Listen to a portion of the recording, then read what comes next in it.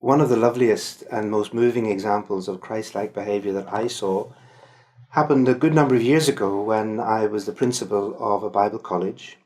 And in one particular year, we were having considerable financial struggles, and it became necessary to make a number of the staff redundant, which is not what any employer ever wants to have to do.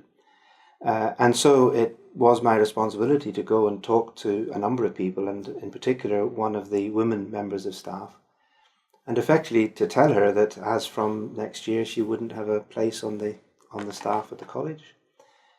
And I went in fear and trembling and as much moved as anything, but her response was really quite remarkable. It was a shock to her, but she very quickly turned it into an opportunity for saying, well, if that is what my brothers and sisters in the college, in the leadership feel, if that is how they have prayed about it, if that is what you feel God is saying is needed, then I will trust as well that this is God's purpose. I don't know what yet I will do, but I trust God. I will not panic. I will not get anxious. But I trust that God will open up a different future, and indeed a better future, because God is in charge. So I went away from that conversation, both both of us in tears, but feeling, well, that was a response that was filled with grace, with Christ's presence, and a response of trusting faith that was genuinely Christ-like.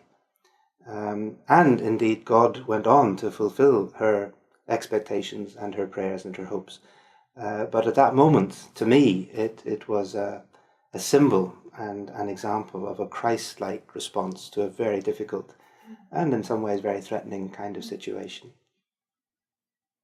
Many people have said that John Stott is one of the most Christ-like persons they've ever met, and I would agree with that. When I first was asked by him to take on the leadership of the Langham Partnership and was not yet in the post but moving towards it, I felt that it was very important to walk in the light with him as a brother, and to share with him something which was a past sin in my own life, to make sure that he understood that we all understand of each other. None of us is perfect. And we need to be honest with each other. So I went to him and I shared this with him, told him in confidence as I knew it would be, of course. But rather than any kind of remonstration or questioning or wondering whether after all I was the right person for the job, he simply looked up at me and he looked right into my eyes and he said, "Welcome to the fellowship of the forgiven." And I felt it's almost as if I was talking to Jesus, because that's what Jesus would say. And so I met with grace, the grace of our Lord Jesus Christ in John.